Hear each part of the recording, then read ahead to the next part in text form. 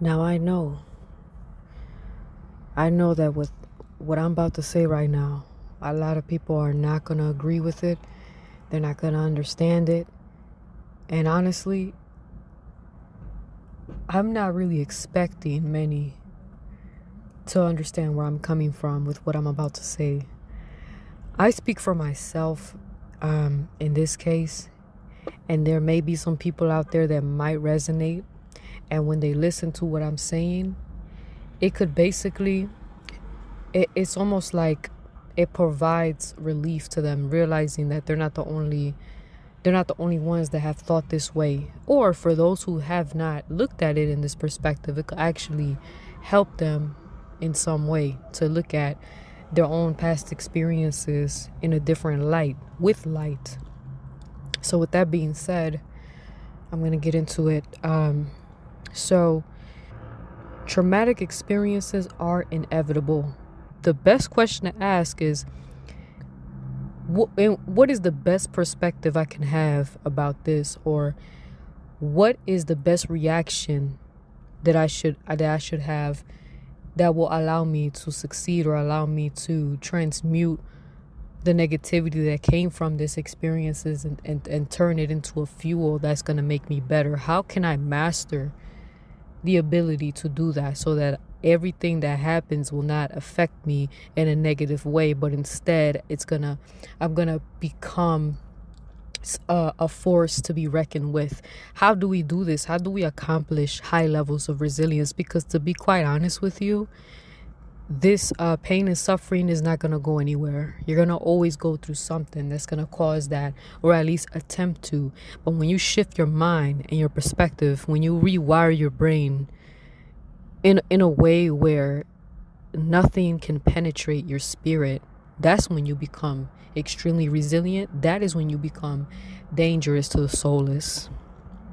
The soulless ones, man, they're going to look at you and they're going to be so, if anything, you're going to make it when you reach a high level of healing. The soulless ones are going to look at you like they're going to be intimidated by you, because they know that whatever they try, it's not going to work. Because all this life really is a mental game.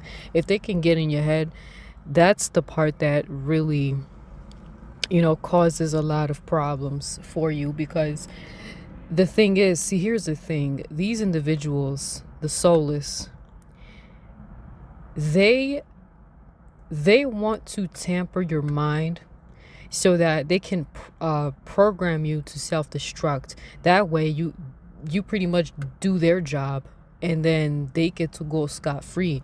You see, your abusers are banking on breaking you down to such a degree where there's no work for them to do, and then that way they're blameless. So all they're gonna see is you breaking down, self-destructing, doing things to destroy yourself, because you're trying to drown out the pain of that was caused to you.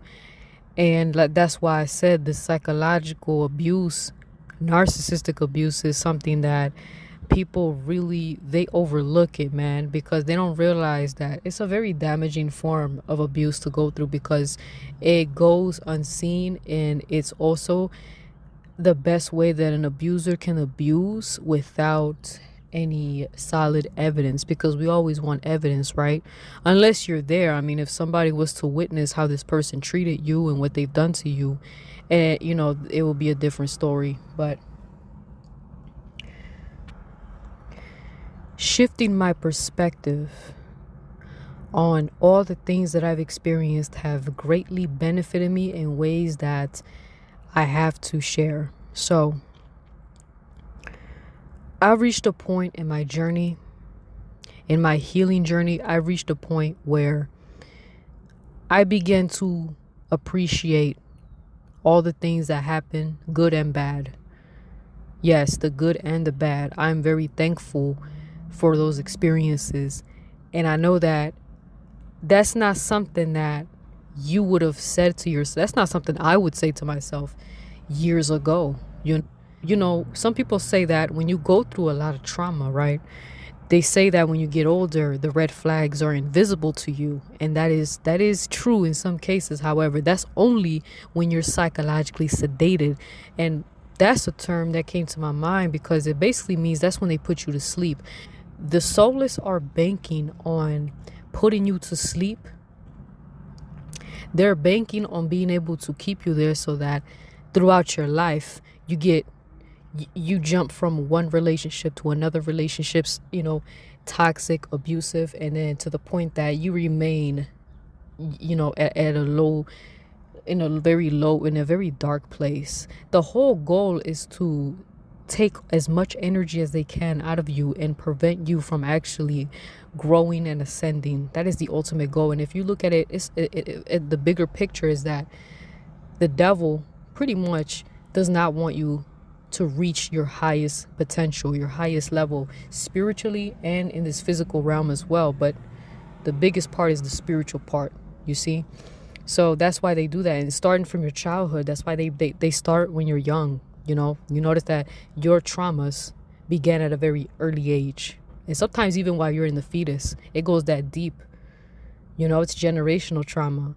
So you go through all these experiences and you notice a pattern here that a lot of the people around you, they had a similar type of darkness about them. And then because you become familiar with that as you get older, and if you don't wake up, you're going to find yourself in a position where you're constantly encountering the same pattern. Anybody that matches your past abusers, whoever abused you in your childhood, either abuse, neglect, the narcissistic parent, you go from that to the narcissistic partners and stuff like that. And even if they're not narcissists, they are a different type of, they got a different type of darkness to them that it keeps following you. I look back at all these different experiences and I think to myself, like, I would not expect to make it to this point regarding my mind and my mentality being very optimistic.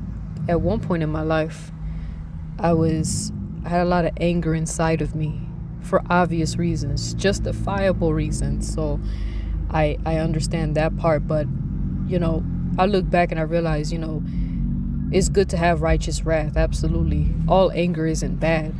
However, I'm not going to allow that to consume me. The main root of the trauma is always psychological because you have the grooming part. The grooming, they're literally rewiring your brain. They're conditioning you to be a victim and to stay a victim. What's happening is they are putting you to sleep, which is what I call being psychologically sedated. This is the dangerous part because once they put you to sleep, they put your spiritual senses are off. You're not able, it's like you pretty much lose your discernment. And also it's very dangerous because when it's done to you as a child at a young age, it is damn near impossible to break out of that for some people. That's where that comes from. The being unable to see red flags, that's where that comes from. That's like being psychologically sedated by way of grooming over time during your formative years, and the damage is even more complex if this is done by your caretaker, whether it be your parent, step parent, foster parent, or some other family member, whoever was taking care of you as a child, so the person that was supposed to love and protect you, or whoever took the place of an absent parent in whatever way that came and showed up in your life, yes, that's going to create a lot of damage because they put you to sleep at a young age. And that's the reason why when people get older, they end up in abusive relationships and they don't understand why. And then people on the outside don't understand the survivors because they're like, well, isn't it obvious that this person was this and that? How come you didn't see the signs? They don't understand that this person has been conditioned to accept these so-called red flags as a normal. That is their normal. And when that person sees it as their normal, how the hell can they detect the red flag when that's all they've seen, that's all they know? This thing goes really deep. For some people on the outside, they don't understand it because they were not conditioned like that. Now, if you're a person like myself, they tried. They tried to make me accept certain things that were absolutely wicked, you know? They try to accept things that when you read Leviticus, I don't remember the exact chapter, but somewhere in Leviticus, right? The book of Leviticus in the Bible. I literally started crying when I read that. Not gonna lie. When I was like a teenager, around my teens, I don't know what age, but I think it was like 14 or something. It was around the time when I felt like unaliving myself, so I decided, let me read the Bible, right? I read Leviticus, man, and I bursted into tears because there's one part of that, one of those lines that spoke to me. I felt like there was a voice speaking to me, telling me that the actions, those certain actions were absolutely wicked, and it had to do with the essay. It had to do with that, you know. When you've been conditioned, when you've been groomed, people don't understand that, and I really want to let you know that another reason why survivors unalive themselves is because no one around them understands what they've been through. The only people you're going to run into is people that are going to make you feel stupid for being a survivor. They're going to make you feel that way. Or they're just going to laugh at your pain. They're going to minimize your pain. They're going to compare it to their own trauma. Here's the thing, though. I'm not mad anymore. I mean, yeah, there's righteous wrath, absolutely, but I'm not going to continue to be angry. I've reached a point where I know that in the dreams that I've had, I know that spiritual justice will be served. Absolutely.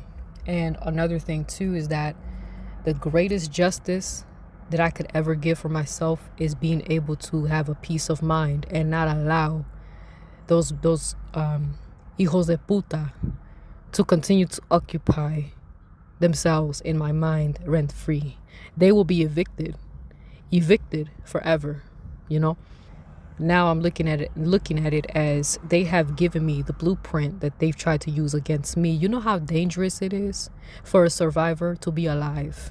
It's a reason why the devil wanted to eliminate us, because when you survive all of that, and when you reach to the end of that, when you get to the end of that, you realize you literally have the files. You have a compilation of files, mental tabs. You have so much knowledge and insight and wisdom that was gathered through all of these experiences, as fucked up as it was. They can't play with you no more, and they never will, because you went from, they really wanted to install malware in your brain. They really wanted to hack into your spirit and just destroy you from the inside out. That was their goal.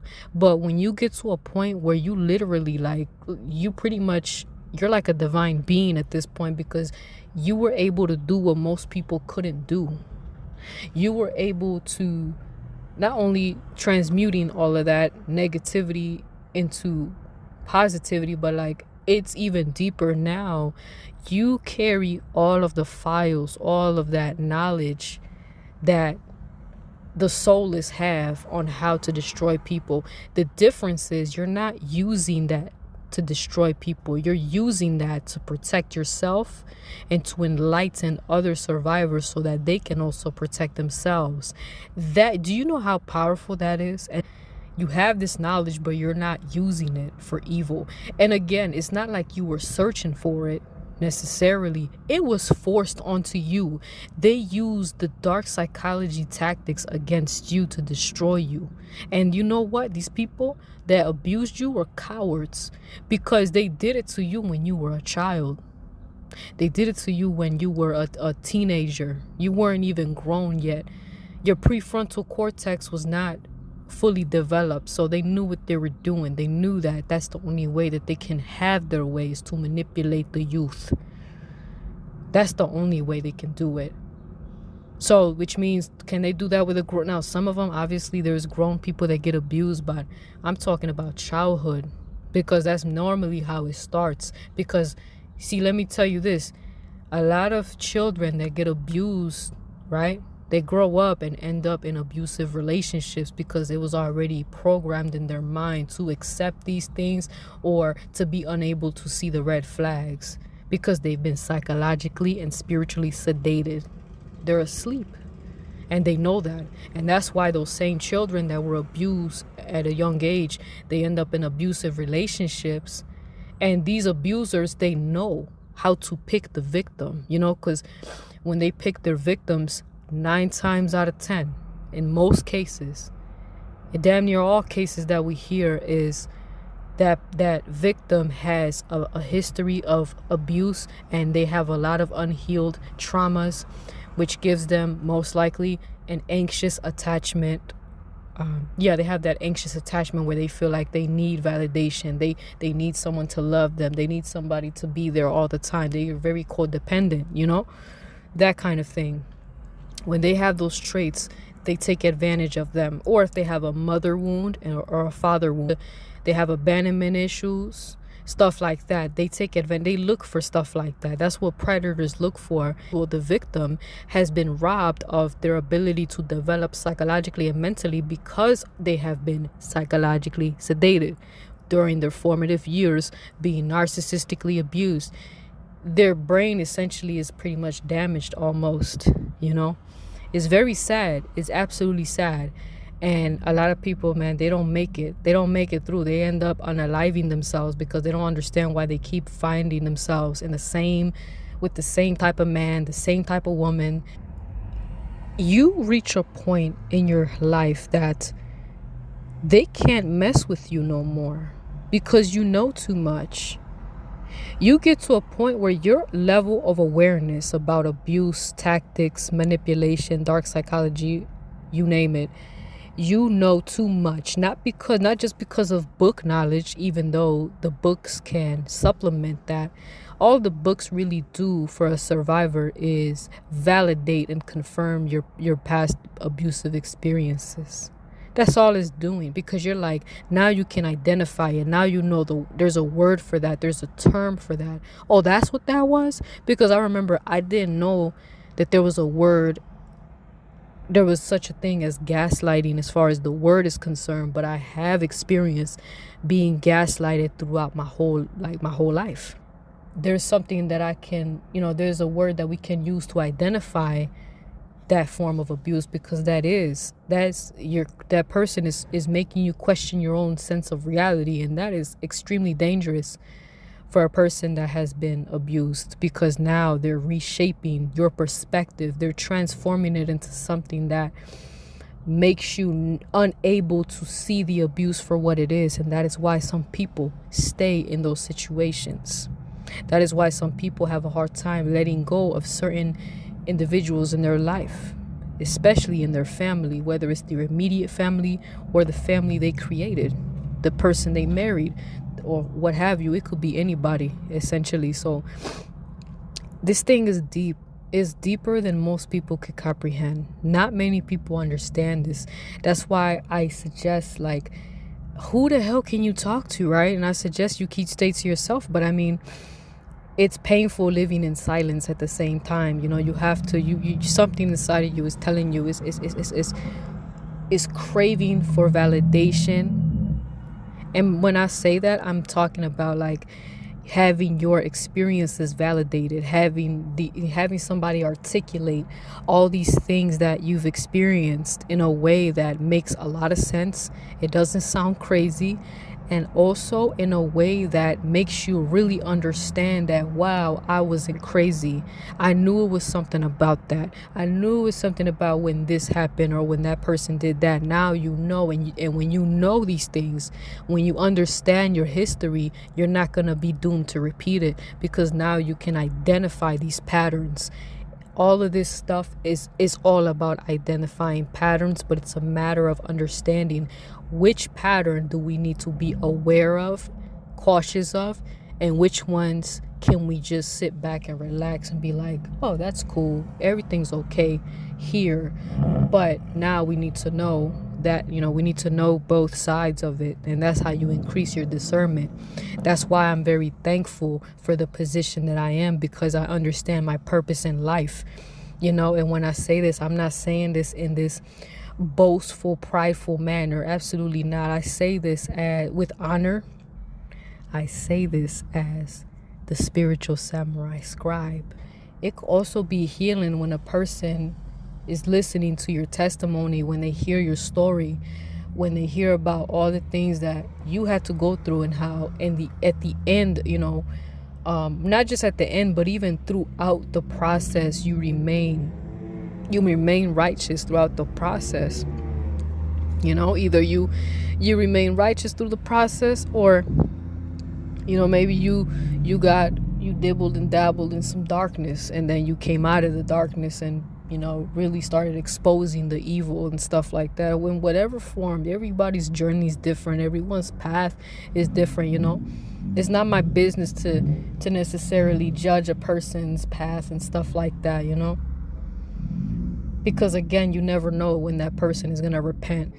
When you get to a point where you've graduated from various different classes in life, when you earn your stripes through the spiritual warfare, you start to accumulate, and a lot of insight that could actually help people. And it would be, the way I looked at it for myself, I would be doing a huge disservice if I didn't share my testimonies and the information that I've learned, and how I was able to heal, and how I got to the point where I'm at, And one of the most important parts of this, one of the most important parts, is giving credit to God. A lot of times these testimonies from all these people, it helps a lot. It really does. There's no need to hate on another person, because everyone has their own mission. And ultimately, like I said, as long as the goal is righteous, as long as it's a goal of bringing more souls to the Most High God, to heaven, to the higher realms, eternal life. Whenever I'm led to share certain information, whether, like I said, online or offline, and I've done this throughout my life too. Sometimes you meet a person and you give them information that helps them, and then you never see them again. And they will forever be grateful that you shared that with them, because now, like I said, that's the best form of therapy, is when God sends, people like us into other people's lives.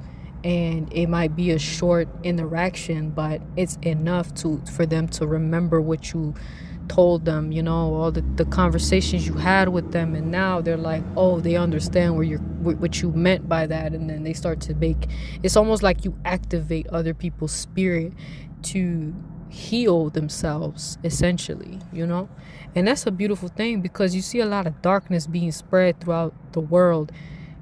We've had enough of that, What we do is we spread light, we spread healing, we spread life-saving knowledge to whoever we encounter, whoever we are led to do so. And when I say that, I mean, you got to have discernment, because you can't just be telling everyone what you know. Everyone may not be ready for it, or everyone's not trying to heal. That's another thing you learn in the journey, is that not everyone wants to hear the truth. Not everyone's ready, or some people really don't want to. Some people they want to destroy other people. So you have to be aware of who you are sharing your gems with. Very important. I appreciate you for listening. Take care, and God bless.